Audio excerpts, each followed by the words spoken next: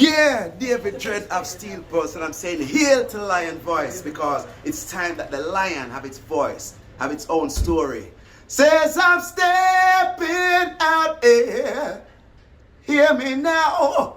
Yeah, the lion's voice. Raw. The fittest of the fittest shall survive. My people, open your eyes. Wake up. Blessed love, this is Queen Omega representing for all lions and lionesses. With the lion's voice, we come to tell our story. Rastafari, live it. Hey, the lion's voice. Rastafari. As I told you, as a little kid when the Italians invaded Ethiopia, and as you very well know, what happened during that time was the League of Nations decided to just, they didn't want to help us. Yes. They didn't care. So that was one that made him, because we were black. Yeah. Basically, we were. This is it. I mean, this is the cold facts. So Yes. he understood. And then, of course, he went to the university in the U.S. Prior to the civil rights movement. Yes. So think about it. I mean, he had so many incidents where he was told that he was this and that. That made him basically the you know the so he believed that the only true brothers and sisters are people of African descent. I decided to write because, first of all, my father's story is not my story to Yes. keep. It's Of a course. story. It's an Ethiopian story. It's an Yes. African story, Ah. and my responsibility is to share it. That's what I thought. Second of all, I think as a proud son and as a proud Ethiopian and a proud African, I just wanted to say thank you to my father.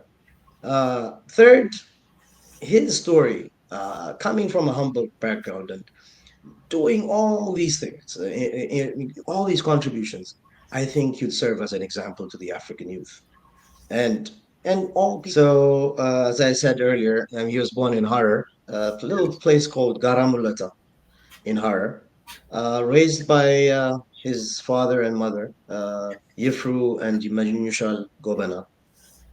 So he was there until he was almost sort of 7, but 6-ish anyways. But and then the Italians invaded Ethiopia. Yes. Yes. So his father took up arms to fight the Italians, and he took his son, who was just 6 years old, and his brother, and they just went out. He was fighting, but the battle became intense. So Yes. they were forced to go to Djibouti, stayed there for a bit, and they were moved to Kenya. That's where he got his formal education in Kenya, Okay. in a refugee school. So he studied a little bit there up to middle school, I believe. And then the Italians were defeated. So he came back to Harar. But unfortunately, Harar, they didn't have a high school there.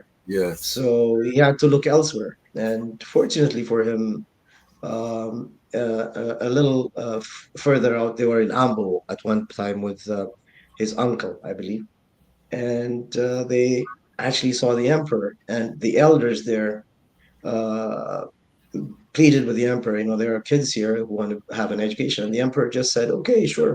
So Okay. this is a mix of students, humble to a point where the prince was also there. This is Emperor Haile Selassie. He would Yes. have these kids mix. I mean, nobody talks about this, but Yes. that's what he did.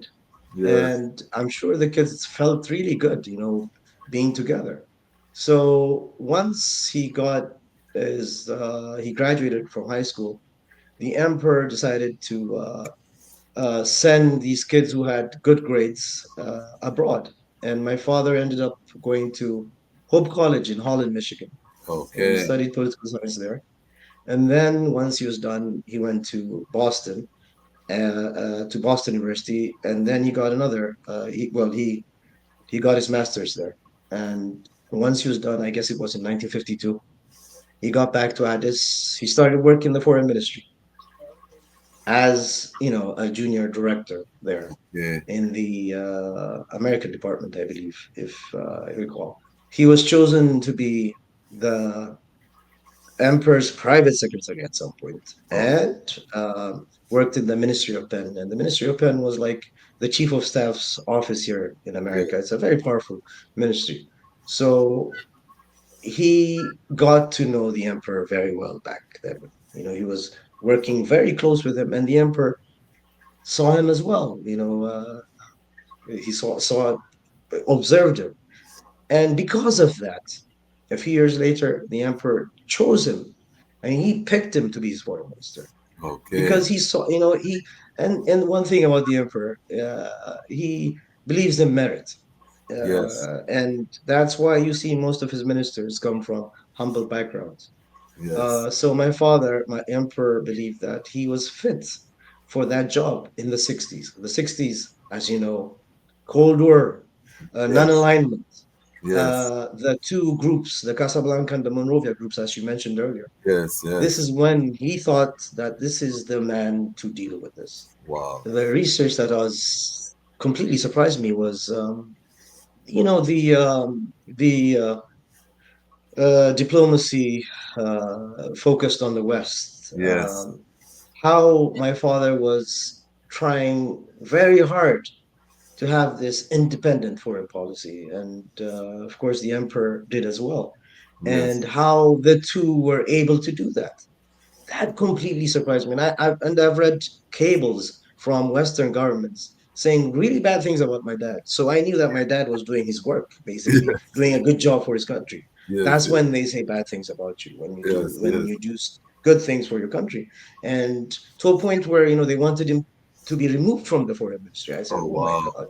So this is the pressure that this man had. And also domestically, there were people trying to remove him from power. So it wasn't just a job for my dad. He Yes. was There were so many obstacles thrown at his path, but he was able to clear them, and he was able to contribute as much as he could. And we see his work today. That really surprises me. By the way, I asked myself, would I could I have been able to withstand Yes. the pressure from outside and inside? I mean, I have so much respect for it. When I Yes. That's that's what completely surprised me. So just to give a brief background, there was the Casablanca group that was formed before the Monrovia group. It was Yes. Ghana's Nkrumah, Sekou Touré of Guinea, and Modibo Keita of Mali. Yes. A very incredible people. I mean, these are like incredible Pan-Africanists who decided that it's time for us to unite. Yes. Unless we unite, we cannot move forward. I mean, that was the whole deal. So Yes. when they did that, unfortunately, most of the leaders in Africa didn't buy into it, in a sense that maybe the way they were doing it, most likely. Yes. So, countries like Nigeria, Liberia, big countries, Cameroon, Ivory Coast, decided, to create another group, Monrovia Group. So and these are big leaders. I respect the leaders today, but Yes.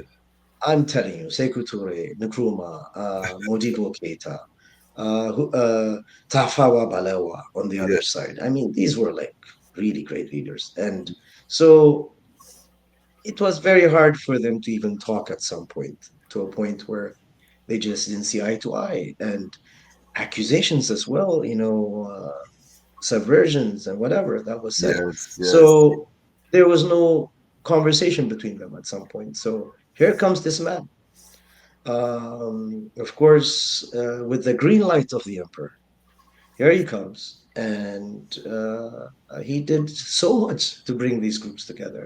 He started off by going to the Monrovia Summit, which was Yes. taking place in Lagos in 1962. The emperor could not go there because the empress was gravely ill, and she Okay. died the same year, Yes. as you Yes. know. So he went there, and while he was there, and again, the emperor had so much confidence in him and decided to just let him be. So while he was there, he convinced all the Monrovia group leaders to have their next meeting in Addis. Incredibly, they all said yes.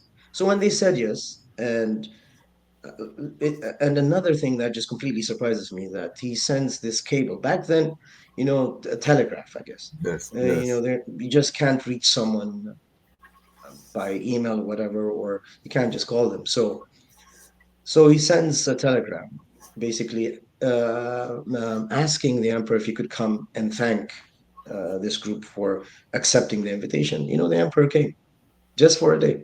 He came and he made that speech, that incredible speech, that we're not in the Monrovia group, we're not in the Casablanca group, we're in the African group. Right? I can give you an example as to how he used the emperor's great name. A good example is when he went to Tunisia. President Bourguiba was like, we don't know each other. How can we talk about unity? So he was not accepting the invitation. So my father said, "Oh my God, the emperor is going to be disappointed that you're not going to come." You know what Bourguiba said? "The emperor knows me." That's what he said. Yes, he said, and I believe the emperor will be highly disappointed, and he might not even go with it if you don't come. Bourguiba right then and then accepted the invitation because he was recognized by the emperor. This is how much clout the emperor had in Africa, by the way, and elsewhere. So people don't realize that when they say things about the emperor, it's people who haven't read about him. One of the agreements that we had with Western powers when they provided military assistance and so forth was not to recognize China uh, in the UN. But this has been given another green light, of course, by the emperor. So they agreed to have my father every year at the United Nations General Assembly to basically advocate for uh, China's inclusion in the United Nations. So it was done. I mean, if you read my father's speeches from 61 to up to 70, 69, I guess 70 was when they came to Addis. But it constantly, I mean, it was like China has to belong uh, in the UN, right? Its rightful place. That's what he used to characterize it as, its rightful place. So now that was that. And then there was relations with China. Now we're being told you can't. If you want a good relationship with us, you can't recognize China. You can't have an embassy in China, and China cannot have an embassy here. But you see, this is where people don't understand that the emperor had an independent foreign policy.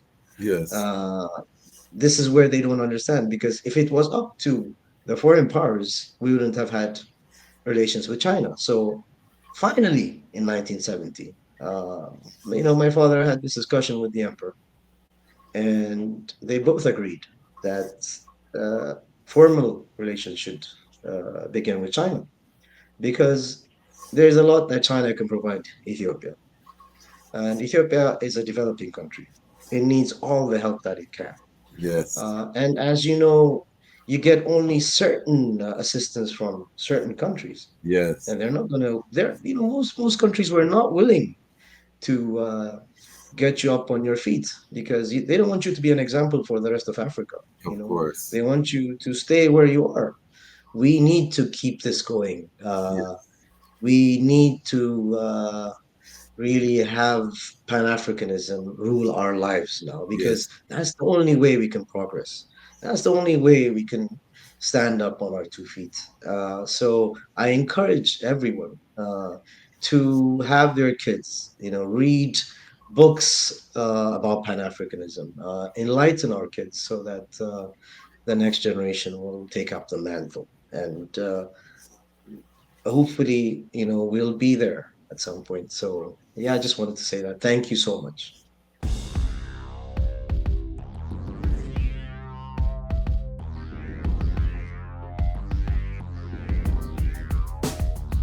Well, I advise them that's the people first choice. Lion voice, make the lioness them feel nice. Lion voice, with the lion cubs we sacrifice. Lion voice, got to show the people them the life. Lion voice.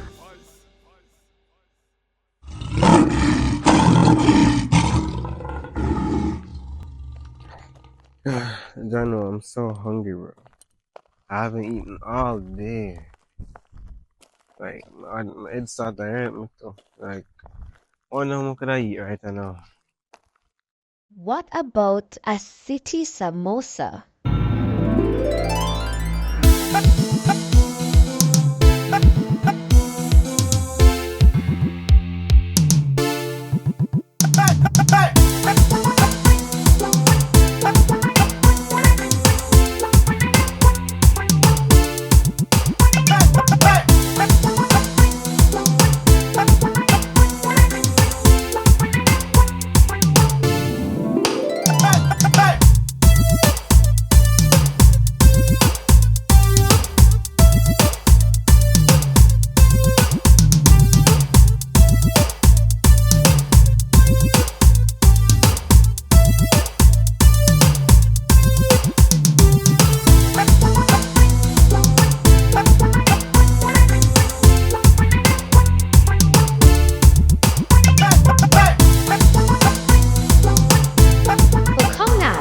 Get your samosa, a fusion of Indian, Jamaican, and African culture. City samosas, the best samosas in the city.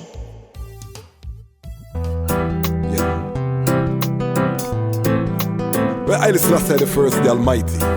And this is the DejazmatchKwasi. Where there are set thrones of judgment to judgment.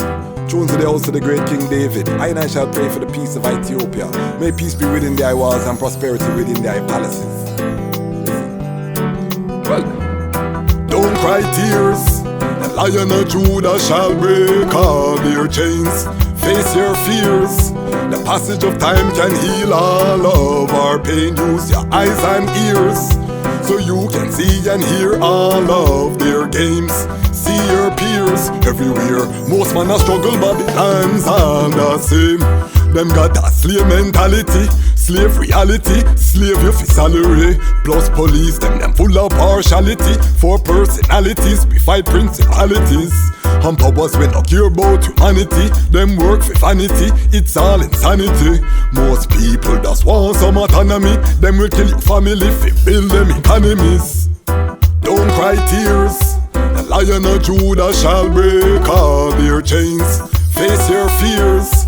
The passage of time can heal all of our pain. Use your eyes and ears so you can see and hear all of their games. See your peers everywhere. Most man a struggle, but the lands are the same. We fight against white supremacy. Study them legacy, them bill off of felonies.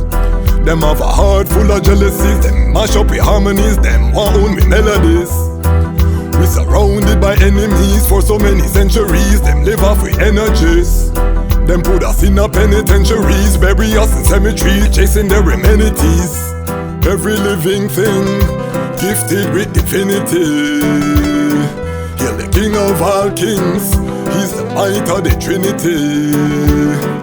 He's the head to be feared, stand out to infinity. He's Babylon's nightmare, the fulfillment of prophecy. So, don't cry tears.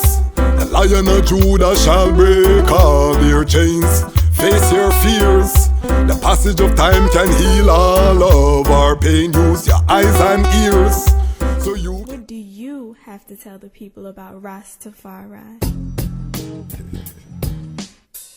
Light to the world. The King of Kings and the conquering line of the tribe of Judah. I left himself. Where's my ruler? Hey yo! Yeah. Hear them high, hear the black king on the 23rd of July. So tell them guy who praise God up in the sky, it's a lie. The Almighty living on your night. From ancient time them a try. Them Romans know them just open them suit and ties. Criminals ain't got no alibi, they stole my people. Then them come without them genocide. Are you talking about slavery? Them couldn't kill.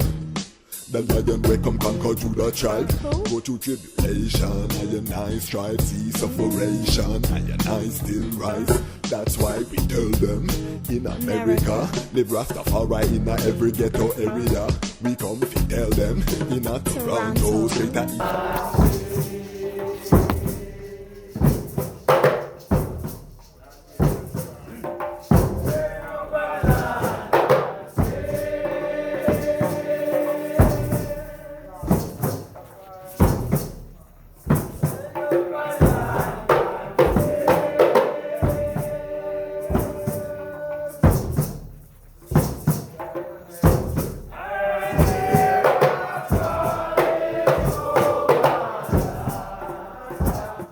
Greetings in that divine name of His Imperial Majesty, Emperor Haile Selassie I. Glory and honor in the name of his chosen queen, Empress Waziri Menen. My name is Kwasi Bonsu, aka the DejazmatchKwasi, aka Ras Kwasi, aka the Reading Ras, aka the Pan-African Happy Man, creative industry attorney. I'm an author, I'm an artist, I'm an actionist, and right now I am the host of Lion Talk. Welcome to Lion Talk and welcome to the Lion Voice Network, where the lions are telling our own story. Today we have a very special guest, automatic classic, because we're going to go in depth into one of the greatest achievements in the Pan-African history, which was the formation of the OAU. And we're gonna do it through the lens of one of the human beings that was, arguably most responsible for the day-to-day work, painstaking achievements. For us as Rastafari, we would call him an angel. Why would we call him an angel? Because angel means messenger. And if we look at the work, and who am I talking about? I'm talking about Ketema Yifru, and we have his son here today. It's going to be a massive episode. But when we talk about a man appointed by Kadamawi Haile Selassie to implement the coming together of the OAU, the schism between the Casablanca, the Monrovia, the Shuttle diplomacy that took place. We're going to get into all of it by the best human being on the earth to give us this account. We're also going to go into his groundbreaking book. I'm asking the Lion Pride, do not embarrass I and I. Please go purchase the book. We want to see a little spike in his purchases after this episode. Lion Pride, I'm the reading Ras. So if we bring authors here, we need our audience to support this groundbreaking work. So make sure you support this work. Before I bring forward the guests for today, let me just take time to big up the greatest online community on the planet. If you subscribe, you're part of the Lion Pride. We are nearing 50,000 subscribers. We are the fastest growing Rastafari platform on the planet because of the eyes. We are building community. We are growing in our Patreon. I want to thank all of the recent patrons who are our monthly subscribers that are making this work possible. We believe in the power of independent, non-aligned media. And the only way that media can be truly independent is when it's audience funded and not dependent on any individual sponsorship. That being said, we big up all of our sponsors. Frontline Books, big up yourself. Brother Carl Philpotts, big up yourself. All of our sponsors, CMOS Live from Mia King Design, everyone who's making this possible. Also, I have to give a special thanks to Lidge Nebiat.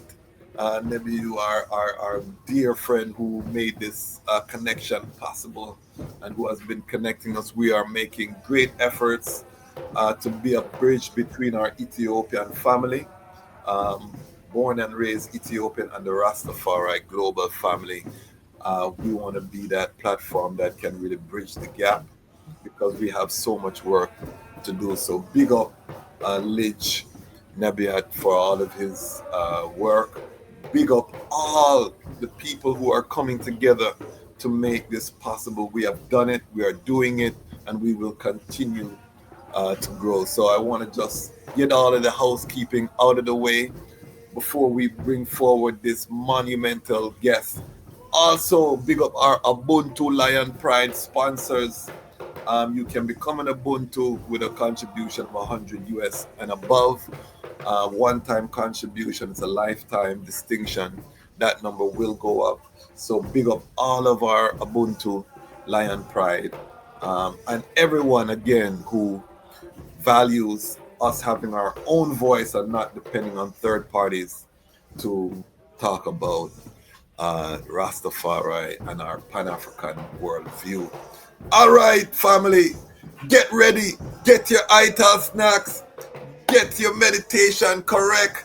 We are going to take a travel into the history with a powerful, powerful guest, the son of a legend, Isaiah Angel. And you can fight me in the comments. I don't care.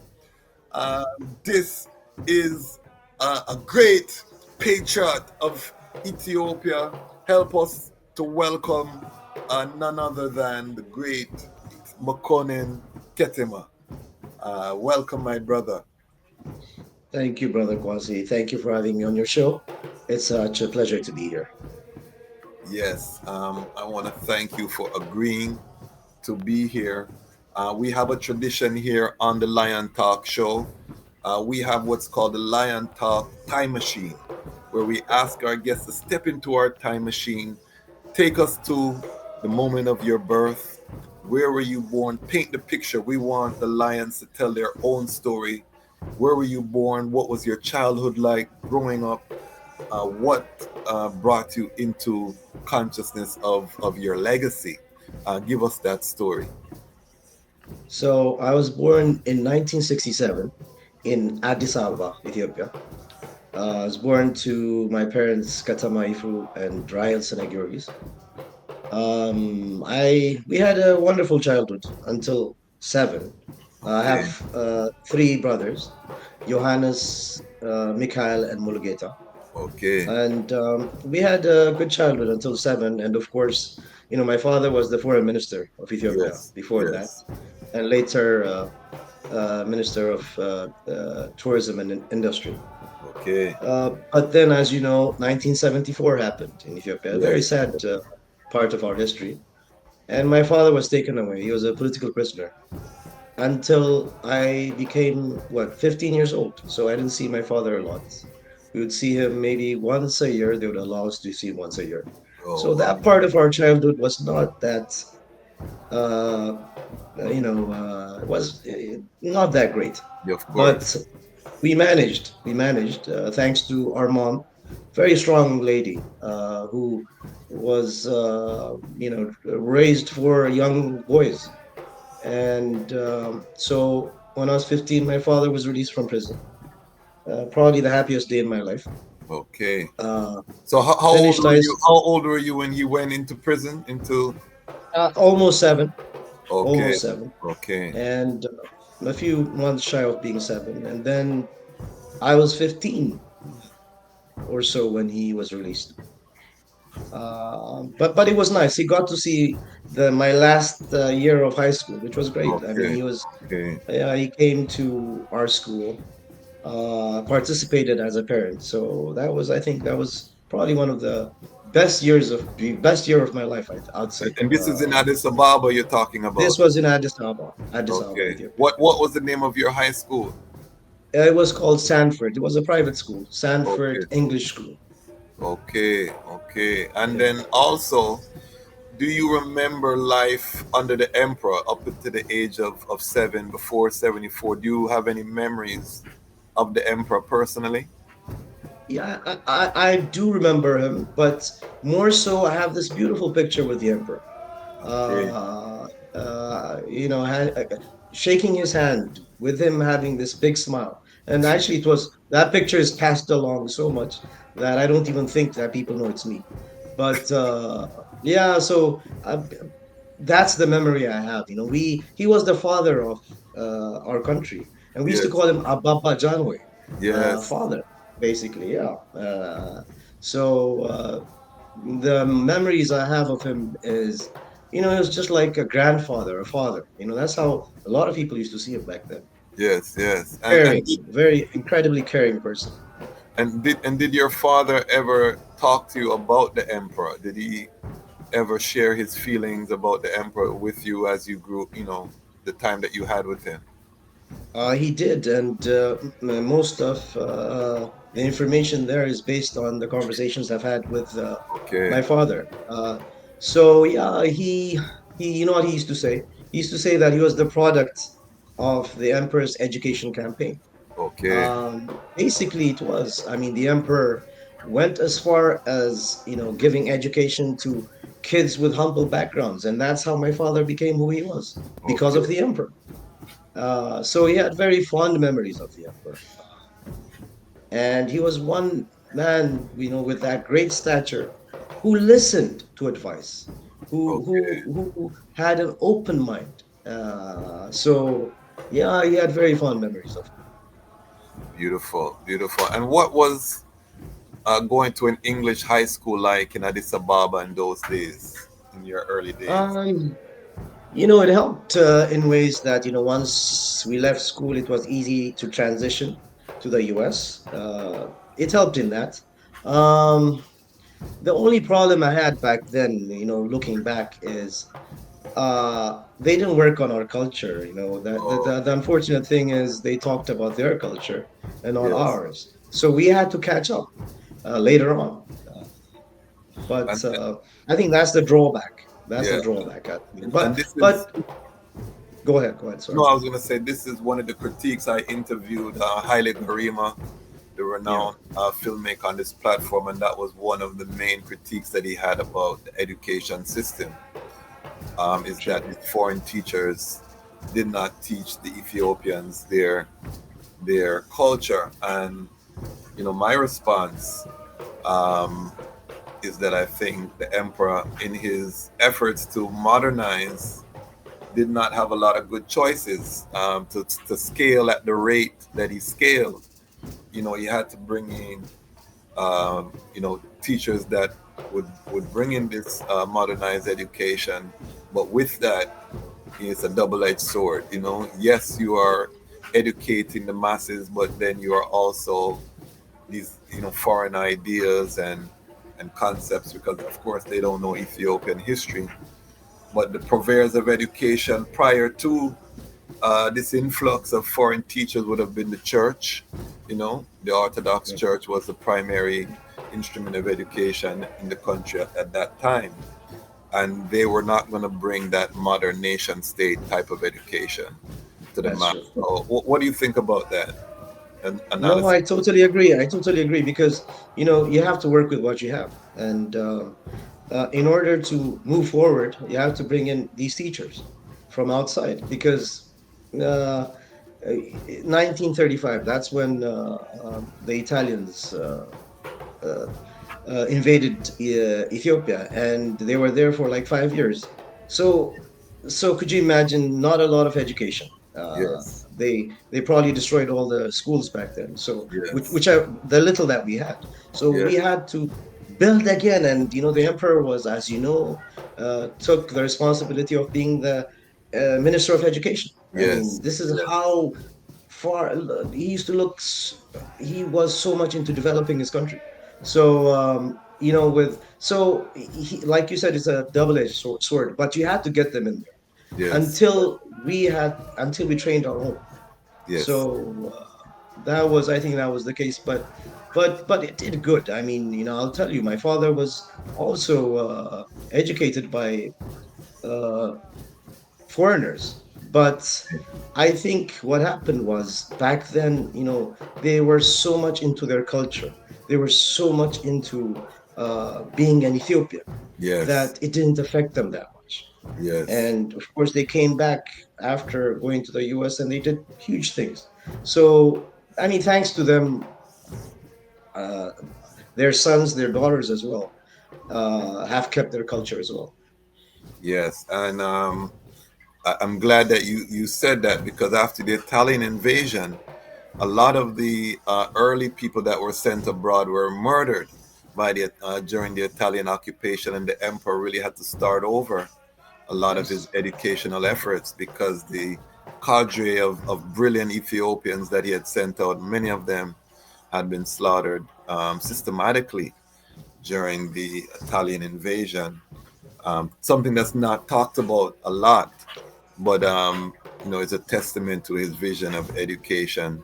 And I always tell people, what would have happened if the emperor's reforms had gone unimpeded? How far would what he accomplished in the face of great obstacles? But imagine if, because remember that the nobility was against his educational reform plan. The church was also against his educational reform. So the opposition was not just from outside powers, but also internal, bringing this Western education, disrupting. I always say he raised Ethiopians from peasants to citizens, and for this he was hated by many. But talk about, what were some of the things, I think, for a global audience of, obviously you knew Amharic growing up, is that correct? that's correct. Yes. So what were some, in terms of just paint a picture, what was a typical day like at the Sanford school? So the typical day, I mean, every class was given taught in English. Amharic, they didn't spend much time, Okay. unfortunately. And as far as history classes were concerned, it was mostly about Great Britain Okay. and so forth, Europe. So at least when we were young, we used to get um, schooled in European history and not our own, which is very unfortunate. Yes, yes. But then again, the education was much better than most of the schools there. So I cannot complain. I was fortunate, lucky to be there in a sense, Yes. because you know myself, my brothers, and all my friends. We talk about our upbringing in that school. We have pleasant memories of Okay. those. We used to play soccer while we were there. Yes. Athletics as part of the athletic team. So as far as education was concerned, though, I think it was great in a sense that it wasn't hard to come to America and get into the university. It made it easier by Okay. going to Western school, I guess. Okay. When did you first become aware that something was awry in Ethiopia? Or as a young person, did they talk about the creeping red terror, this dirg that came upon. Did you have any awareness as a child that something was out of place? Well, the first day was when they took my father away. I mean, Okay. that was when I still have it in me. I mean, I still remember it, just like as if it was yesterday. Wow. uh, some military soldiers, jeeps came into the compound, and they took him away. That's when I knew, at least even at that age, that nothing good was going to happen, because you Yes. see you see your dad being taken away. And later on, of course, as you just mentioned, then the Red Terror, they went after young people. um, People that I know, kids that I know, were killed. Oh So wow. that's when we were very much aware that the regime that replaced the emperor's government was one that was out there for blood. It was the saddest years in our country's history. Wow. Wow. Wow. Um, I can only imagine. And then you said your father was taken away. At this time, did you realize that who your father was in terms of the history of Ethiopia, or what age were you when you realized my father is not an ordinary citizen? He is, he is, for lack of a better term, he's legendary in terms of his work and his contribution to the history of the nation. What age were you when you realized this? I think I was in my teens, because and it's thanks to our mother, basically, Okay. because if it was up to the media back then, you'd think that nothing good happened before 74. You Okay. know, nothing good. They were telling us that nothing was done, this and that. So our mother used to tell us about him, and I was very much interested in listening because, and then other people would come to us and they would talk about this man, my dad. Yes. You know, I only knew him as my, Yes. our dad.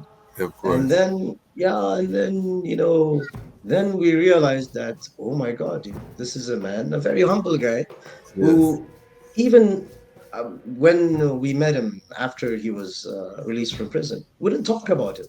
We had to actually ask him to tell us. So he was very humble. And then, of course, thanks to our mom, we started knowing. And then people used to come and tell us about, Ato Katama was this and that. He was great.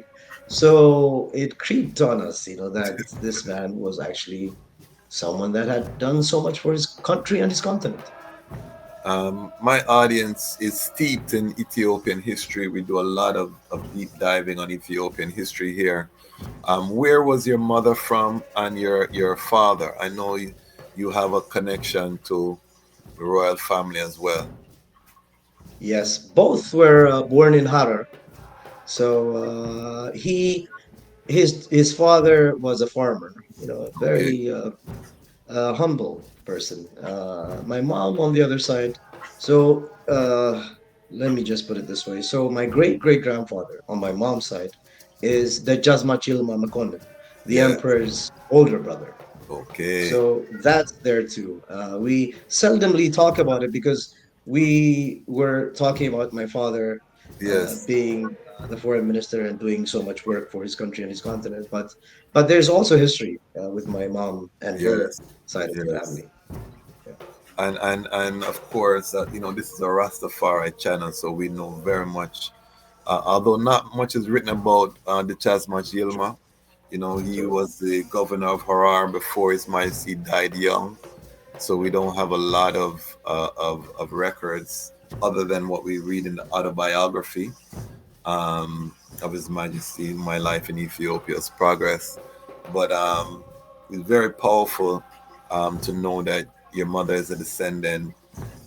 You carry that bloodline, and then also, again, the humble farmer side, showing that interconnected, that mixture of the people of Ethiopia, because we always get this tribal picture, you know. But True. we interviewed Prince Afsawos, and as he said, most Ethiopians, when you look at the marriages, and you're gonna find there's so much mixing that's happening. It's not just Oromo over here, Goragi, or Amhara, Tigray. There's all, and so both of your parents have Harari roots. Is that what you're saying? Yeah, they were born in Harar, Okay. different parts of Harar, but they were born Okay. in Harar, and both moved to Addis, where they met later on. So yeah, they have both have roots in Harar. And by the way, I've never been to Harar, and I plan on going to Harar now that I'm moving back. Beautiful, beautiful. So yeah, I want to see both I mean, where they were born. I mean, I want to see my dad's and my mom's as well. Yes. So yeah, And of course, that's the burial place of Waziri Yeshima Bed, His Majesty's mother, where yes, Ras Makonnen spent his early career, where the Chasmach Tefedi established himself as a young governor. We're true. very, for Rastafari, Harar is a holy place, along with Ajaso Godo. So as you say these Yes, names, my audience will light up, because these are places that are great. And then, of course, if we even go further back to Ahmed Gran and the conquest, the Islamic jihad that rose out of Harar, the closest Ethiopia ever had come to being conquered, I would argue. Harar has such importance to the history it of does. of the realm, So I too have never been. So I'm looking forward to go. I wrote a lot about it in my book, as well about the birth of His Majesty, and the history is fascinating. All right, It so is. you said that you went to America to study. Where did you go to study in America? The George Washington University, political Okay, science. I studied political science. right here, close. Okay, Yeah, close by. Yeah, there you go. yeah, and what was that like? Was there a culture shock coming from Addis Ababa to Washington D.C.? No, at first I went to Michigan though before this, Okay, okay, where my dad went to school at a small place called Holland, Michigan, Hope College.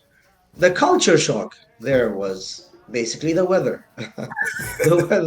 The weather is just, as you know, Midwest is gets cold, and the snow. yeah, That completely shocked me. wow, My brothers went through it. I couldn't. So I decided, no, no, that's not the place for me. So I moved back to Washington, D.C., Virginia, the yes, DMV area, and yes. then continued my studies at GW later on. Yeah, What did you study at GW? political science. Okay, and Yeah, coming out of university, obviously this is one of the largest Ethiopian communities outside of Ethiopia. Coming true. out of university, what was your pathway? So I worked in organizations that Okay, particularly had work in that line. So I did several, and also a few years later, family and I moved.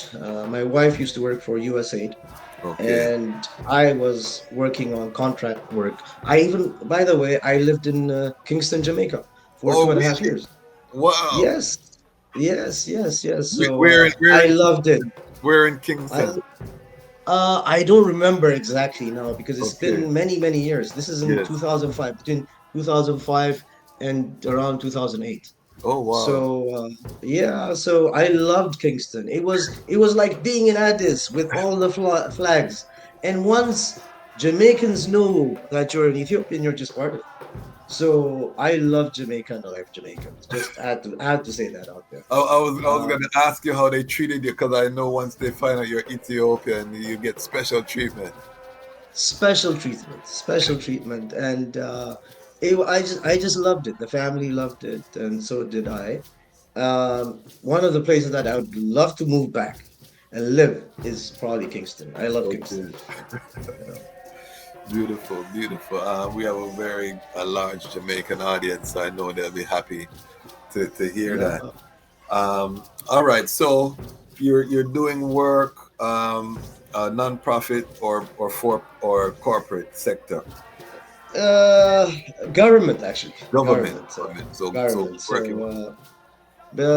So I worked in Kingston, Jamaica, and then Nairobi, and Okay, then Addis. So we were all over. okay, And then we got back, and I decided to spend time on this book. So I that's took time. I had done a lot of research before that because I had created a website in 2000 and I had done all the research for that. It was about how the OAU was created and a yes. biography of my father, a short biography, but I had to expand on that. Obviously, I had to do more research, but so I did that. It took a while, but I was able to write my book and publish it in 2003. Okay. So What spurred you? You're going through life. What was it that made you say, you know what, I need to start to document my father's history? Obviously, you have brothers who could have done it or other family members. Why do you think you particularly chose to take this path? so I was the only one left in Addis. My brothers had left when my Yes. father was released from prison. So well, there was another brother of mine, but he left soon after. So Okay. I had 2 years with this man, and I got to know him. Very humble, Yes. and then I see how people respect him, and how he respected people as well. And then people started talking about him, and I started listening. Then I started asking him questions, and he was answering and giving me this load of information that was just incredible. So I decided. at that point that something had to be done, basically. Okay. And I started, gathering information, anything about him. And I used to call him, even when I was in the States, I used to call him and I'd tell him, hey, guess what? I got this. It's about you. And he'd explain what it was. Yes, yes, So, I decided to write because, first of all, my father's story is not my story to yes, keep. It's of a course. story, it's an Ethiopian story, it's an Yes. African story. Ah, And my responsibility is to share it. That's what I thought. Second of all, I think as a proud son and as a proud Ethiopian and a proud African, I just wanted to say thank you to my father. Third, his story, coming from a humble background and doing all these things, all these contributions, I think he'd serve as an example to the African youth and all people of color, I think. So I decided, these three reasons are good enough to write this book. Yeah. powerful, powerful. So we have set the table for the book. We have learned about the son. Now, give us an insight. Who is this man? I call him an angel, in the truest sense of the word, being a messenger of His Imperial Majesty Emperor Haile Selassie I. We want to make clear on this platform that His Majesty was no stranger to being a Pan African. We have documented his connection with the UNIA from as early as 1922. We have documented him sending out the four emissaries to Chicago in 1919, the early Rastafari movement in Chicago with Grover Redding, James Webb, and Black Americans that hailed him as the coming of the Messiah even before the spark lit in Jamaica. Um, we have documented his invitation to Black Americans to come and develop Ethiopia from before the 1920s. We have the example of Arnold Ford and his family coming to Ethiopia, establishing the first co-ed school in the 1930s before the Italian invasion. So I say all of these things because I don't want people to think that Ismaili jumped on the bandwagon in the 1960s in terms of African unity and the need for Black people to work as one. And we also state clearly even his choice to move forward with the name Ethiopia as opposed to Abyssinia was a Pan-African choice, and very clear in terms of what Ethiopia represented to the millions of Black people around the world, as opposed to the word Abyssinia, which means mixed people. So I want to just put that out there before we get into this history, so that when His Majesty selects, grooms, and sends out Ketema Yifru, we can say that this is a consistent pattern Yes. of behavior, and that Ketema Yifru would never have been greenlit and given the freedom, because he was given great freedom by His Majesty to operate because of His Majesty's Pan-African foundation that he demonstrated from the earliest time. So I want to say this, and then I want to pass it to you. Who is Ketema Yifru? Give us that history. So, as I said earlier, he was born in Harar, a little place called Garamulata in Harar, raised by his father and mother, Yifru and Manushal Gobana. So he was there until he was almost sort of 7, but 6-ish anyways.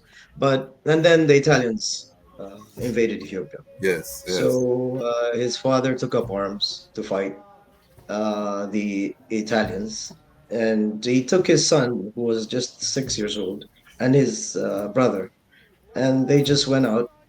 He was fighting, but the battle became intense. So Yes. they were forced to go to Djibouti, stayed there for a bit, and they were moved to Kenya. That's where he got his formal education, in Kenya, Okay. in a refugee school. So he studied a little bit there up to middle school, I believe. And then the Italians were defeated. So he came back to Harar. But unfortunately, Harar, they didn't have a high school there. Yes. So he had to look elsewhere. And fortunately for him, a little further out, they were in Ambo at one time with his uncle, I believe. And they actually saw the emperor, and the elders there uh, pleaded with the emperor, there are kids here who want to have an education. And the emperor just said, okay, sure, they can come to this high school, Haile Okay. Selassie first, in Addis. Okay. So my father went there, but unfortunately, it didn't pan out that way because the administration there told him that his name was not there and whatever. So he was working in uh, s- basically working in some house. These were soldiers that he was working for, Yes. Okay. basically cleaning and all that stuff. And then the soldiers, uh, with their connections, finally got him to the school.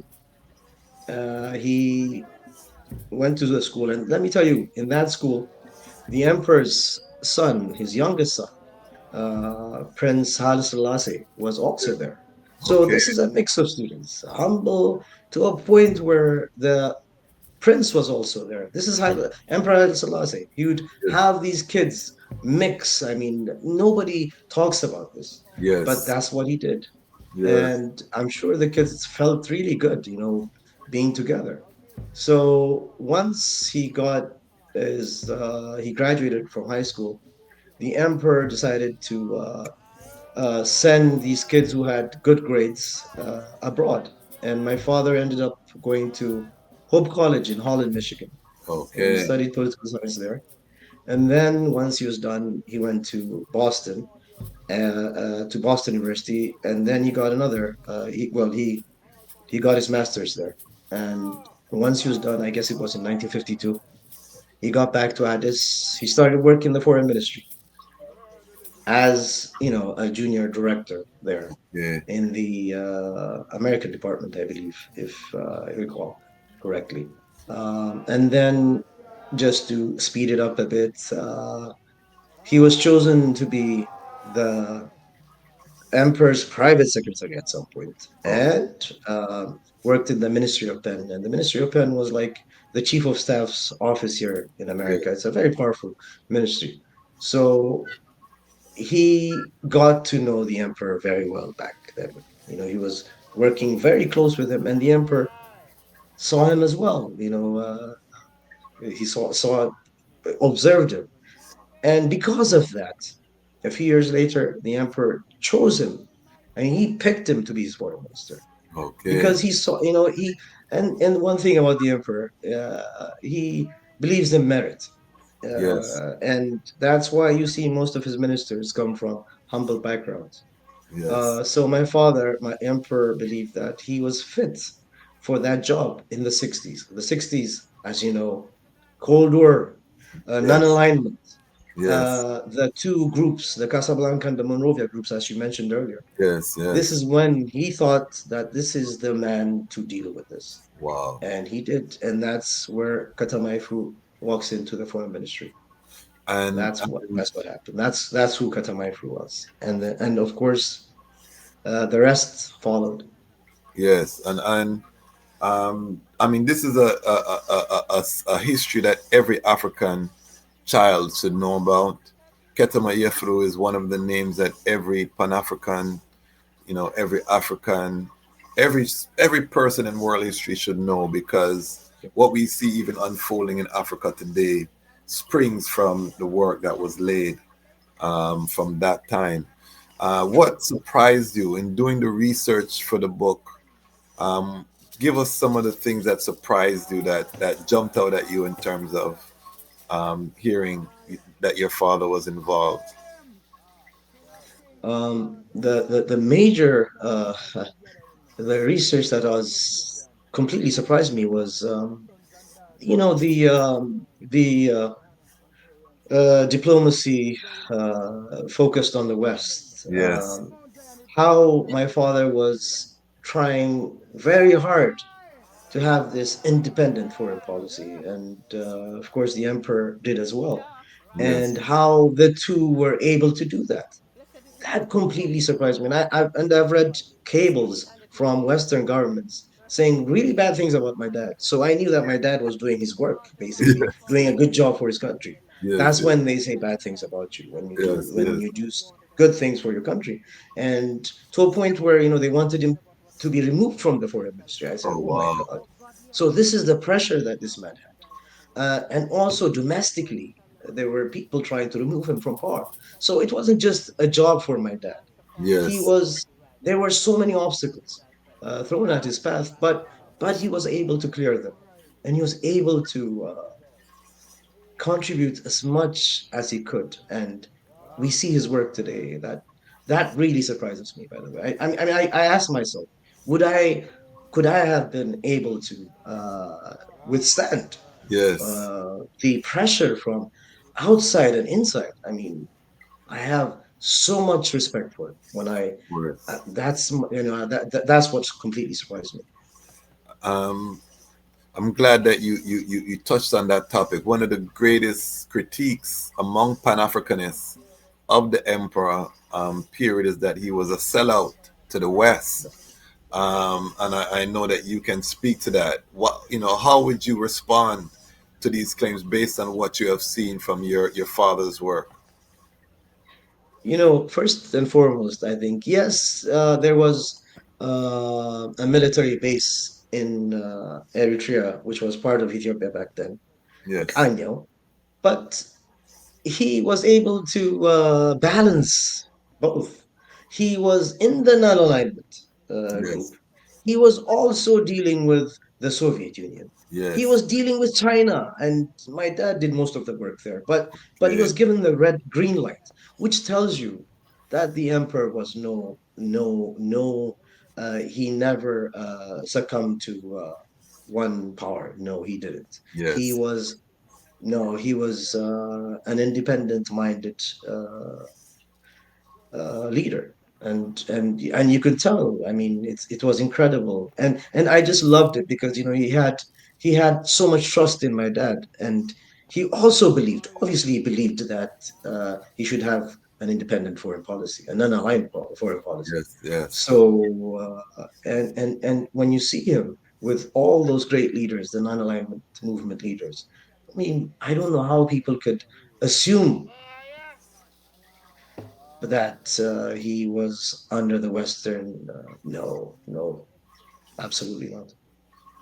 um, one of the things that as I think back to my research about your father, and I think now that you say you had created a website, it probably was from your website that I Okay. was reading this. One of the things that astounded me was the shuttle diplomacy. I think this is a blockbuster movie. The formation of the OAU, we take it for granted, but a lot of the speculators at the time, the political prognosticators, said that this was impossible to bridge the gap between the Casablanca and the Monrovia powers.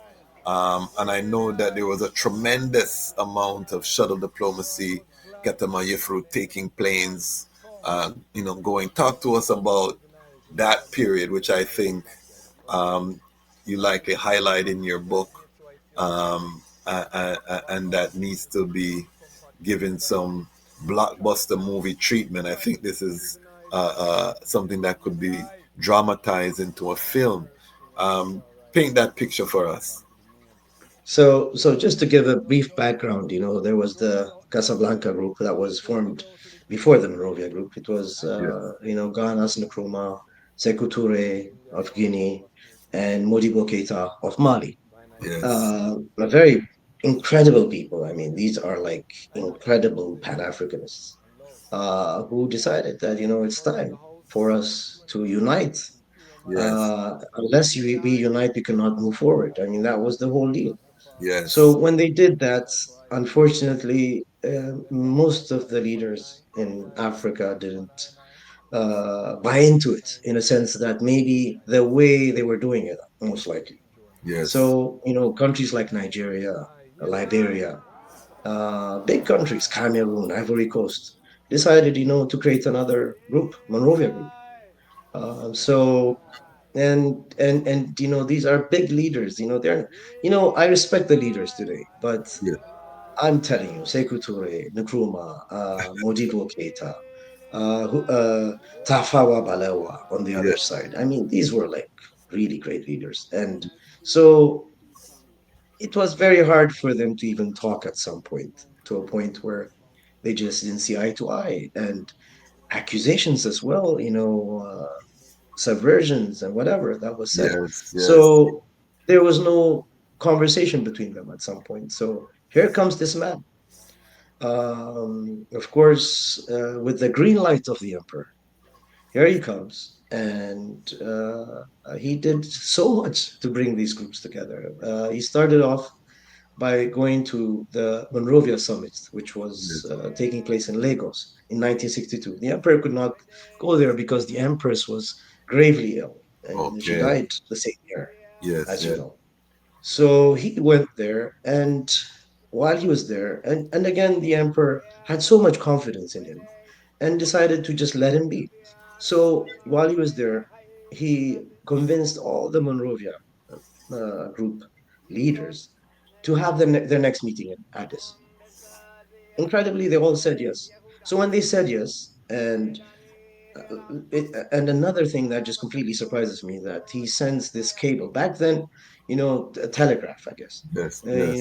You just can't reach someone by email or whatever, or you can't just call them. So he sends a telegram, basically asking the emperor if he could come and thank this group for accepting the invitation. The emperor came just for a day. He came and he made that speech, that incredible speech, that we're not in the Monrovia group, we're not in the Casablanca group, we're in the African group. Right? This Oh. is a powerful speech which Yes. says Yes. that Ethiopia does not belong to this group. So Ethiopia can now serve as a mediator between the two. Yes. So that opened it up. Now, the Casablanca group, what do you do? So my father thought it's the best thing to do is approach one of them, one of the leaders. And President Sekou Toure and Ambassador Diallo Telly were very good friends of his. I mean, uh, Okay. a Pan-Africanist to another. I mean, Yes. you Yes. you you bond very quickly. So they had this bond. So what happened was they invited President Sekou Toure, and the emperor was happy to hear this idea, and he gave the green light again, and they were invited. They came. They convinced President Sekou Toure that this gap between the two is growing to a point where it's endangering the continent, Yes. and it's giving our enemies much needed space to do their evil work. So so he agreed, and they did a joint statement basically saying that, we believe that there should not be a Monrovia and Casablanca group. The next meeting should be an all African meeting. Now, that's easier said than done. So, what happened next was my father was sent to all the nations, the African nations, independent nations, to convince their leaders. And basically, that's what he did. We're talking about people who never talk to each other, to bring Yes. them under one roof. And incredibly, he did it, uh, which was another surprising thing for me. And knowing my father, though, I mean, later on talking to him, I totally get it. I mean, he has that personality. So they came to Addis in May 1963, and as you know, they had that historic conference Yes. where the Organization of African Unity, was created. Wow. Wow. Again, a blockbuster movie, and of course, um, this is why I use extreme terms like angel, because the job of a messenger to bring this message of unity, to convince people who, and let's be clear, the allegation against Casablanca was that they were funding revolutions in some of Yep. the Monrovia countries. So this was not good blood, in terms of Yeah. how they were Yeah. seeing each other. Particularly Kwame Nkrumah, Seke Toure were seen as extremists in some of their policies. So this was a very tense It was. moment for Africa. So to have Ketema Yifru, of course, he had the weight of the emperor behind him Absolutely. to give him that leverage, and they viewed him as such. He was viewed as speaking directly for the emperor, being empowered. But you still have to have the charisma to execute. Let us make this very clear that you can still mess up no matter who's sending you. You could still Absolutely. say something. So we cannot undermine the great skill of this. And this is why I use these terms, because you have to be appointed by the Almighty, to me, to do this True. work, because he's I agree. indelibly ingrained in history. You know what I mean? So no matter what happens, you cannot change that history, that Africa was brought together under the auspices of this man, Ketema Yifru. I can give you an example as to how he used the emperor's great name. A good example is when he went to Tunisia. President Bourguiba was like, we don't know each other. How can we talk about unity? So he was not accepting the invitation. So my father said, "Oh my God, the emperor is going to be disappointed that you're not going to come." You know what Bourguiba said? "The emperor knows me." That's what he said. Yes, he said, and I believe the emperor will be highly disappointed, and he might not even go with it if you don't come. Bourguiba right then and then accepted the invitation because he was recognized by the emperor. This is how much clout the emperor had in Africa, by the way, Yes. and elsewhere. So people don't realize that when they say things about the emperor, it's people who haven't read about him, who don't No. know him. No. So I just wanted to give you an example. This is music to my ears. We're seen as extremists as Rastafari, but we have done the research. I find many of the critics of the emperor are surface. They're very surface in their attacks, and they don't know the magnitude of the work achieved or accomplished. The transformation Ethiopia went through, unprecedented in the annals of human history, in terms of uh, transforming from feudal kingdom to a nation state in a generation. The first paved road being put in 1930 at coronation, to Ethiopia in the 1970s that was hosting international dignitaries, the UN Economic Commission for Africa, the OAU, several international bodies, a place of international commerce and trade. Modern education system, the number one airline on the continent. These things are often looked away. One of the strongest militaries on the continent. From feudal private armies that were controlled regionally by the Rasses, to an air force, a navy. You know what I mean? I don't think people understand the magnitude of the transformation, and also not understanding the internal politics, how difficult, because the Rasses and the great houses, the different branches of the Solomonic dynasty, His Majesty's claim was not even the strongest claim to the throne. This was not a pushover place. Ethiopia is not a pushover place. It's not. So I don't think people understand. Also granting autocephaly and the autonomous nature of the Ethiopian church, the establishment of the Ethiopian bank from the Bank of Egypt. I could go on and on, but we reduced the emperor's reign because of discontent in the 1970s, which I argue he was a victim of his own success, in terms of, as you modernize, all the people from the provinces coming to the city for jobs, you're growing faster than you can find places for people. And so there's going to be discontent.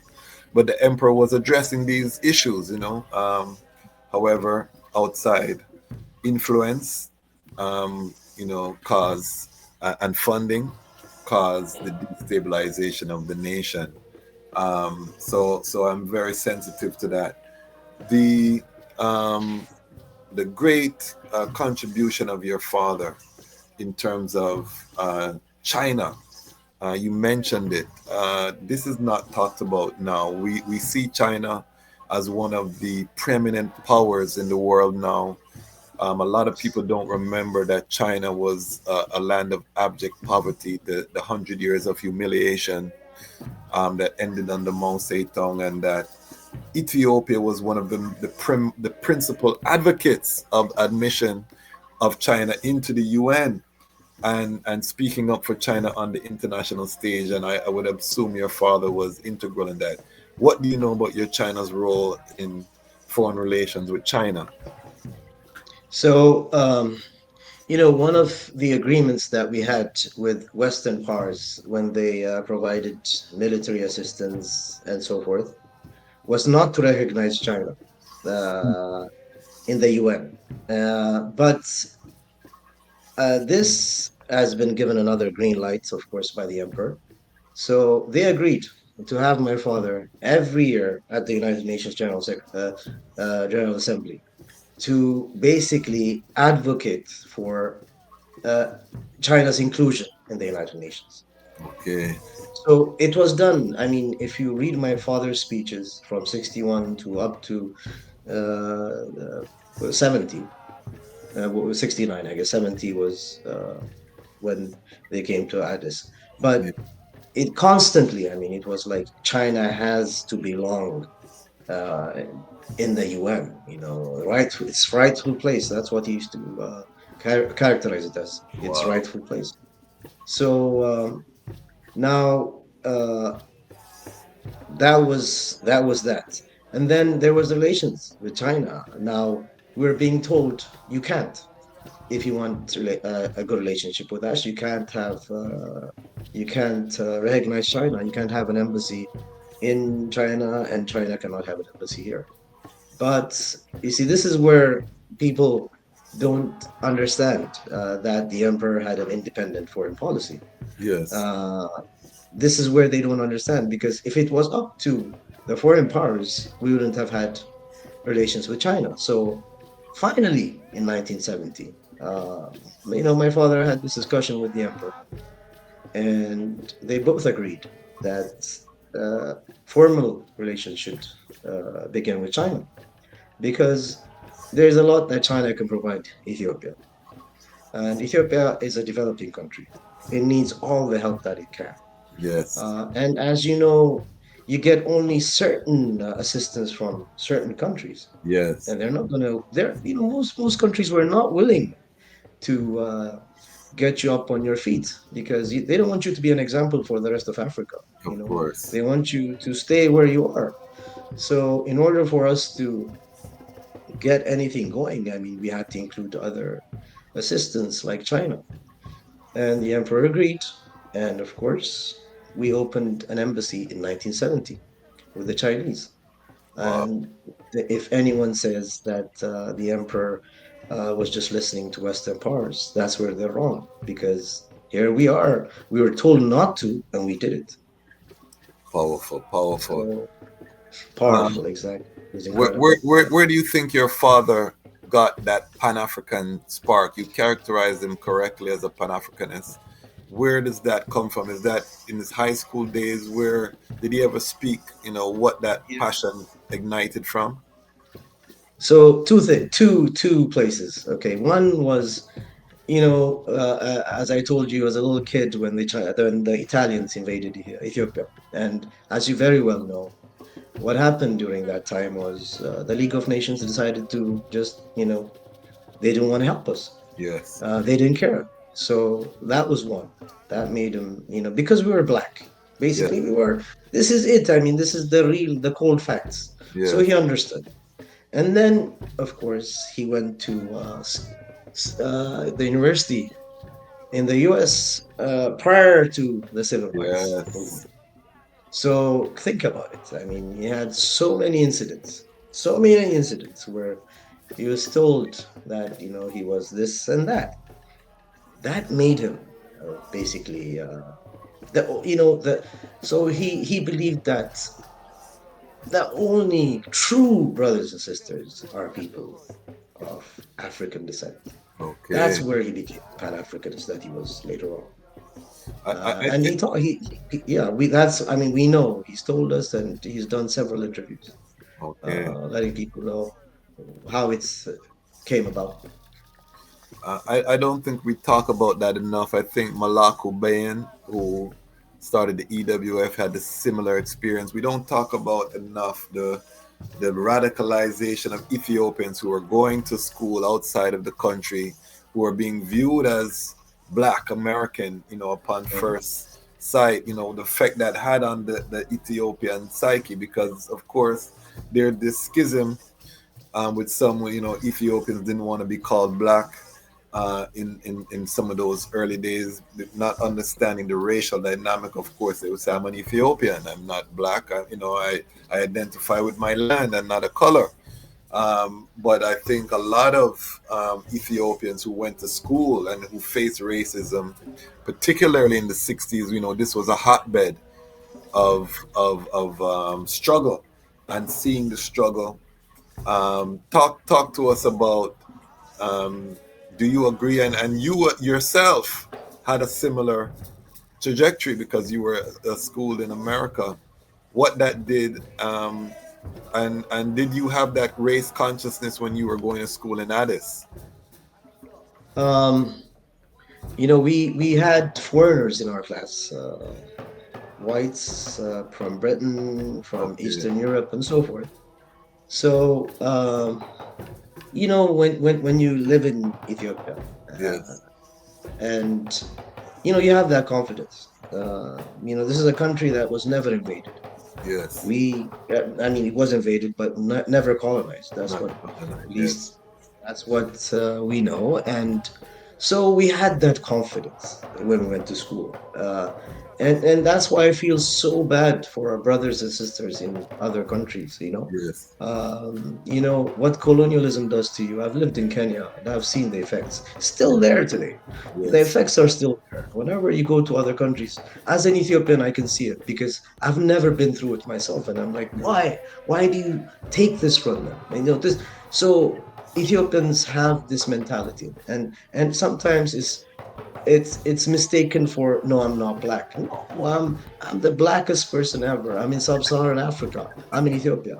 Uh, but there is this thing, we go into class and we feel that maybe that was actually too much, but we think that we are it in class. Yes. We don't feel inferior to anyone. Yes. So for us, I mean, what's happened to me when I went to the US. First thing I heard one time in Michigan was I heard the N word. And I was Okay. like, who said that? And then my brother explained to me what it was all about. Uh, but I wasn't upset because who is he to say that to me? I really don't care. I have confidence in myself. Yes. Yes. Uh, Yes. he, he, he, you turn it around on the guy. So that's what happened to my father. So when he went there, he had several incidents, like I said before. Yes. One while he's in Michigan, and the college magazine actually interviewed him because they were talking about race and whatever, and he said, this incident happened to him. I guess a little kid said something to him, apparently, the N word and whatever.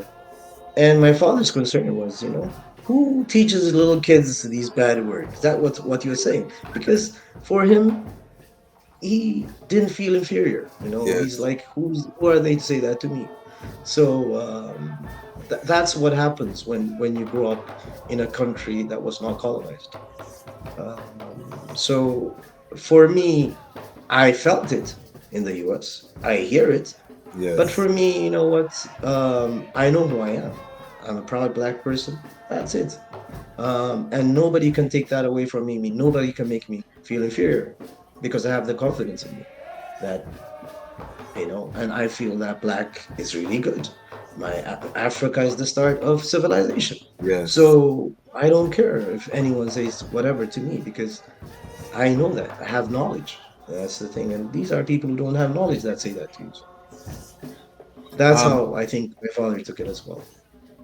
speak to us about one of the evils that still plagues Ethiopia, though, which is the tribalism that has been exploited now to create great divisions.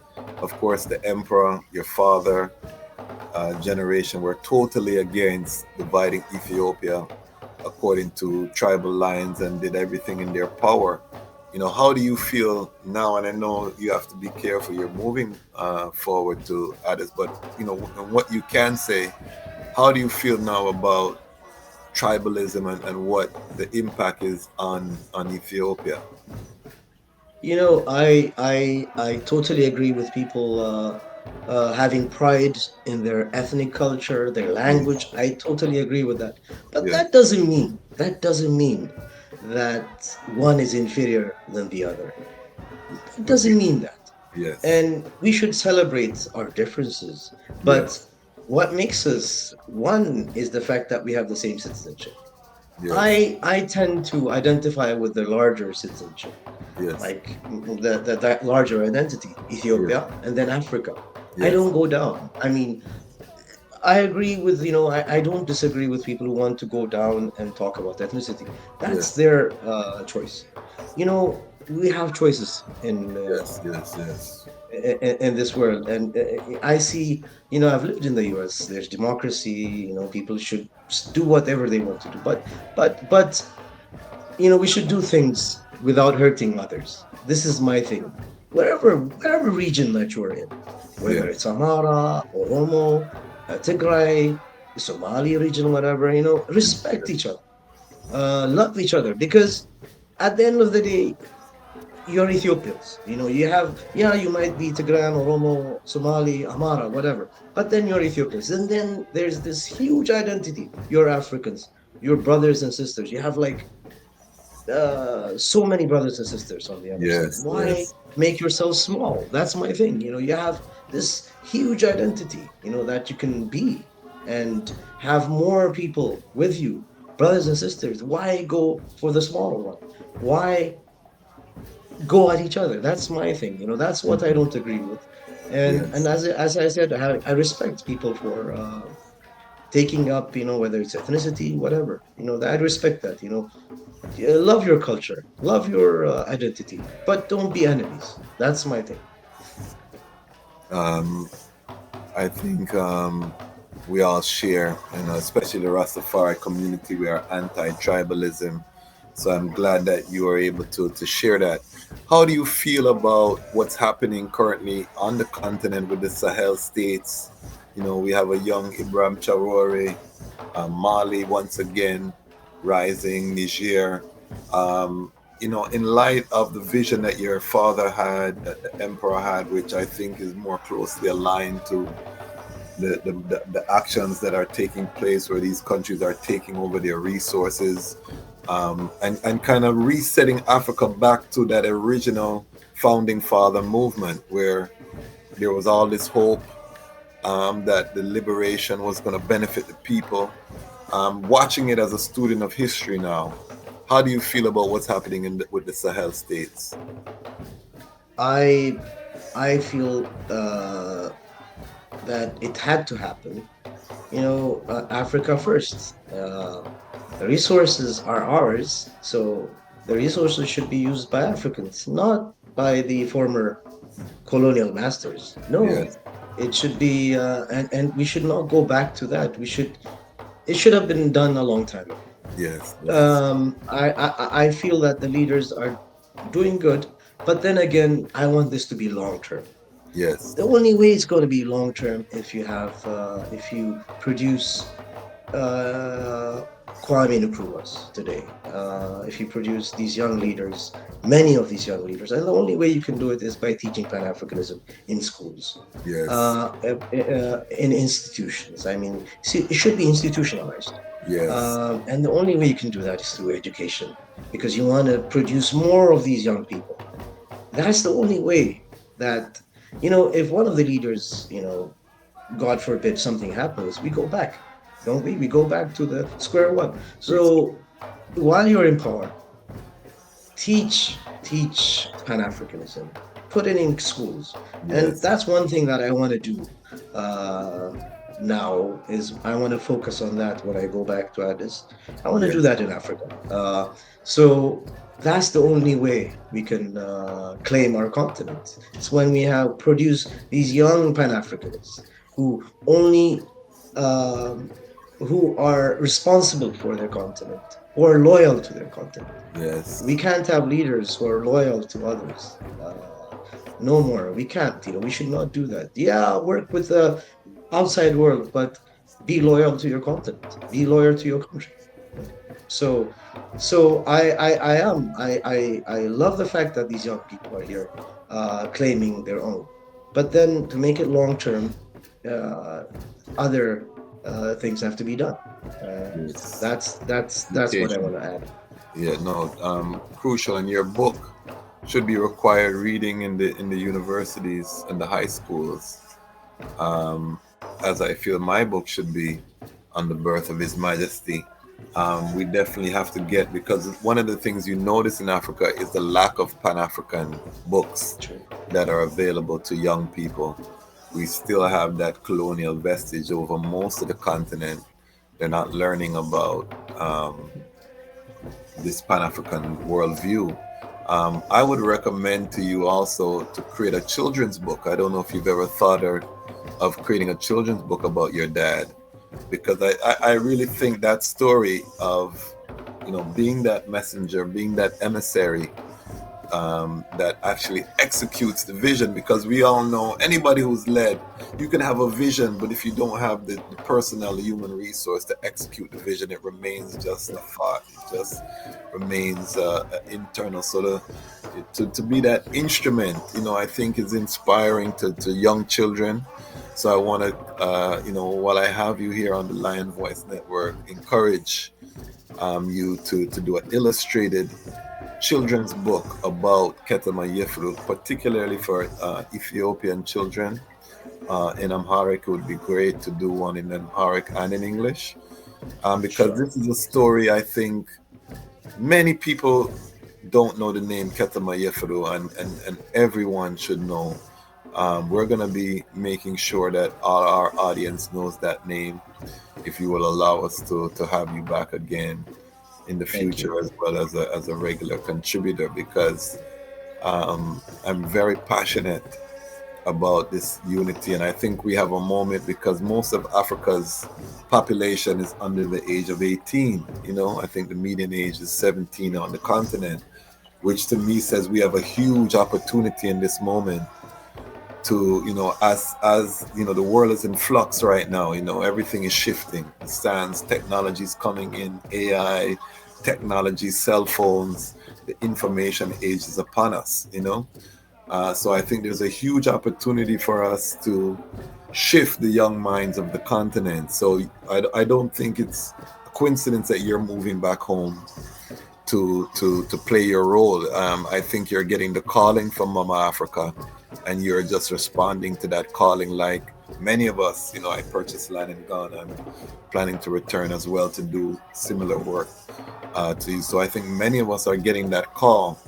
I'm going to ask you a question that I ask many of my guests. If I was to wire you $20 billion into your account tomorrow morning, now money is not an option, an obstacle to what you can achieve. Tell me, what steps would you take to implement your Pan-African vision? I think most of it will go into education, basically, because you said it earlier. Not a lot of people are into this Pan-Africanism that basically got us where we are today. I mean, it's because of our forefathers that we're here today, because of their strong passion for the continent and for their people, that we have an organization like the OAU. So I think what's the money would go to is mostly education, and help people of humble backgrounds get their education and change their lives, basically. I think I believe certainly that if there's money to put in, of course, Yes. it should be in education. we are behind because of lack of knowledge, I feel. Truly, truly. Uh, yeah, so I would go for that, and we're talking about the entire continent. Yes, of So course. yeah, yeah, Pan-African education from Cape to Cairo, from Timbuktu yes, to River Nile. absolutely. I support you, my brother, Yeah. 1000%. Before we go, I would be remiss if we didn't talk about Ethiopia's efforts to fund, train, and equip the freedom fighters. Again, a lot of people white like to question His Majesty's Pan African credentials, not knowing the efforts that Ethiopia played in the liberation from colonialism, and your father was also instrumental in some of these efforts as well. What did you find out in terms of his role in assisting some of these liberation movements on the continent? Well, he became very good friends with leaders because they were there during their hour of need. My father and the emperor basically were Yes, there during their hour of need. Like President Jomo Kenyatta was a very good friend of my father. It's yes, because they were there. They were actually discussing how uh, they can be independent, and here he was every year talking about Kenya has to be independent. Kenya has to be free.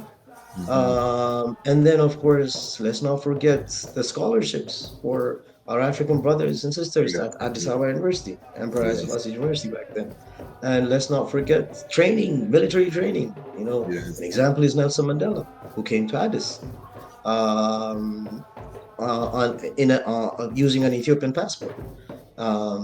So many of these freedom fighters at one point or the other were in Addis talking to these people, getting funds from these people. And not a lot of people know this. yes, Ethiopia was at the forefront of helping emancipate the continent. And there was so much work to be done. He was asked one time, Ethiopian radio asked him, and he said, we Ethiopians are not going to say that we did this and that because it's not our culture to say that we help people. But he yes, said, we've done a lot. And I know what they've done. They've done so much.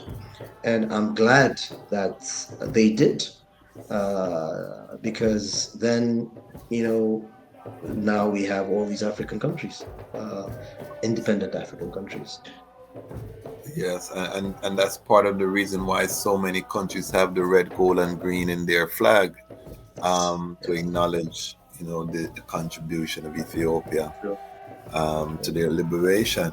Um, Let us know finally some things that you would like people to know about your father from a personal perspective that may not be readily apparent by research in institutions. Of course, for you, he was your dad. So, what are some of the things that you would like the world, as one of the custodians of his legacy, to know? And have you considered a Ketema Yifru museum, or any other ways aside from the book that his legacy could be preserved? Yeah, we're actually thinking about that. We're trying to come up with something with his name on it so that he can be remembered. Yeah, as far as some things that people didn't know about him, I think one of them, the greatest things for me, is that you'd sit with him and you'd probably be there with him 2 or 3 hours and you wouldn't know who he was because he never said that I did this and that. Yes, yes, That's one thing I admired about my father. And while he was foreign minister, I mean, we're talking about the emperor's foreign minister. We're not talking, this is huge. He would he would greet humble people. You'd get out of his chair, you'd be one of them. So he didn't think that his life changed because he had power. No, he was as humble as he was when he was in Garamulata, and to the last days of his life, that was how he was, and that's how I remember him, and that's how I want people to know him, because he was one humble person who respected everyone regardless of age, social upbringing, anything. He was just an all out, and he's my father. I know I shouldn't be saying this. A nice guy, absolutely. No, you are uniquely positioned to say that. Tell us about the book, its reception, and how people can, or the best way, because I know sometimes you may have other places other than Amazon where people could purchase. But talk to us about the book and how it's been received in Ethiopia. So I was pleasantly surprised. I mean, people just were so much into the book, and one of the signs is that when you don't go to journalists, they come to you. And I just want to thank everyone there in Ethiopia, because I mean, I think probably 20 something interviews, and I Wow, didn't even ask for one. They were so much into my father's legacy that they had so much respect for him that they wanted to interview me. So I've had several interviews, and beautiful. book is going very well. We just did launch a few months ago. The English version was also launched in Addis. It was just the Amharic version in Yeah, Addis, but now we have the English version there. So for people who are visiting Ethiopia or live there, they can find the books in bookstores at the Hilton, the Sheraton, and the new Skylight Hotel, and so forth. And okay. then, of course, it's up on Amazon as well. But yeah, I mean, I was surprised. People go back, read it, and they're surprised. Oh my God, they say. So this is what Ethiopia used to be. Yes, that's what Ethiopia used to be. It was at the heights of any nation could be, really. Yeah, received very well. Thank God. Beautiful, beautiful. So I'm asking my audience, go and purchase this book. Let us show our love and support as a Rastafari global family for documenting this. One of the aims I have with this platform is to really bridge the gap between Rastafari community and with Ethiopians. So I want to thank you for agreeing to come on our platform and to share so transparently your experiences, your life, and the life of your father. As I said, to us, he's an angel in terms of the role that he has played in the annals of our African history. And I think that this is something that will continue. I think his legacy will continue to grow as that Pan African consciousness is given to our, this emerging Africa that is emerging. I think that his name will only increase in its importance, and his legacy will definitely blossom. So I want to just give you a chance to say final words to our global family. I know you're a very busy man. You have a lot to do, and we don't want to take for granted that you have all day. I have questions. I could keep you here for a week asking you questions because to me, this is so fascinating. Anytime I have someone who's directly connected to these historical figures that we marvel about, it really is fascinating. But give us some final words that you would like to share with our global Rastafari and Pan African family. Just let me start by thanking you, Brother Kwasi, for having me on your show. It was such a pleasure to have these discussions with you. Just wanted to thank everyone for watching your show. We need to keep this going. We need to really have Pan-Africanism rule our lives now, because Yes, that's the only way we can progress. That's the only way we can stand up on our 2 feet. So I encourage everyone to have their kids, read books about Pan-Africanism, enlighten our kids so that the next generation will take up the mantle. And hopefully, we'll be there at some point. So yeah, I just wanted to say that. Thank you so much. Thank you, my brother, and you're always welcome. Anything that you have to promote, this platform is now your platform. This is your home, so you are always welcome here. And I definitely will be calling on you to come forward to talk more. We just scratched the surface.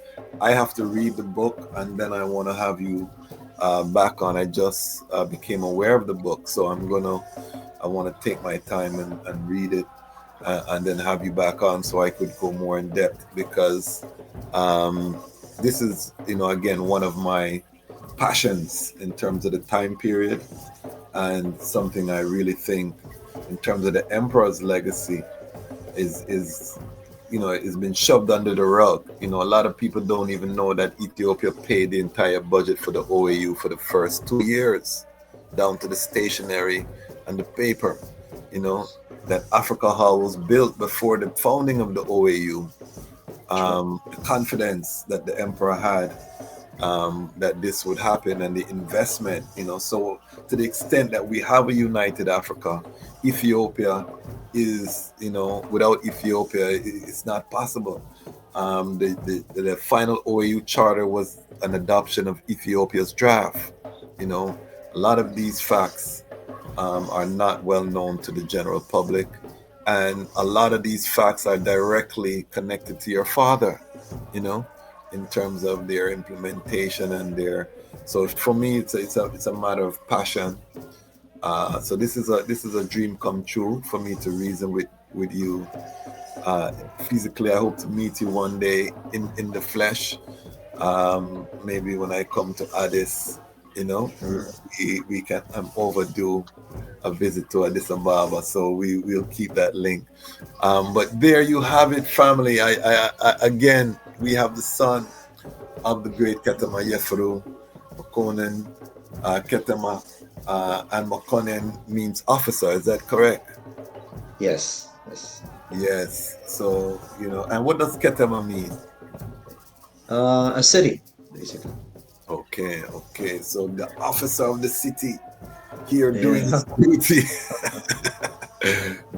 duty, to spread Pan-African education, and you have served well, because your book will never die. When you write a book, you have immortalized now your father's legacy in the written word. So you have served well your country and your nation and your Pan-African mandate. And again, I'm going to recommend that children's book. I think we really need to focus on them when they're young, with bright colors, and just like we see the colonizer, all these propaganda in their children's literature, we can also put that Pan-African history in our children's literature, and ensure that our children are proud from their little. And also, we have a lot of work to do in Ethiopia to reverse this tribalism that has been, a large part funded by foreign entities. We won't talk about that today. We've done enough. So, family, there you have it. The Lion has told his story. The Lion's Voice Network. We are continuing our connection with our Ethiopian family. Put in the comments how you feel. Did you know about Ketema Yifru? Is this new? Are there facts that we missed? Put it in the comments so we can have our guests back. How can people reach you if they want to get in contact with you personally, or they want to get in contact with your works? Do you have any other works that you want supported? No, this is it. I just want people to hopefully read the book and just continue with the work that was started by the forefathers, and just move us forward. Give thanks. Again, there you have it. The time has come for the Lions to tell our own story, and this is the Lion's Voice. Lion voice.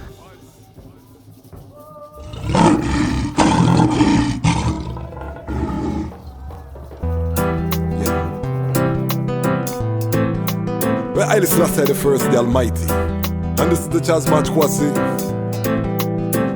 where there are set thrones of judgment to judgment, thrones of the house of the great King David. I shall pray for the peace of Ethiopia. May peace be within thy walls and prosperity within thy palaces. Well, don't cry tears. The Lion of Judah shall break all their chains. Face your fears. The passage of time can heal all of our pain. Use your eyes and ears so you can see and hear all of their games. See your peers everywhere. Most man a struggle, but the lands are the same. Them got a slave mentality, slave reality, slave you for salary. Plus police, them full of partiality. For personalities, we fight principalities. And powers we not care about humanity. Them work for vanity, it's all insanity. Most people just want some autonomy. Them will kill your family if you build them economies. Don't cry tears. The Lion of Judah shall break all their chains. Face your fears. The passage of time can heal all of our pain. Use your eyes and ears so you can see and hear all of their games. See your peers everywhere. Most man a struggle, but the lands are the same.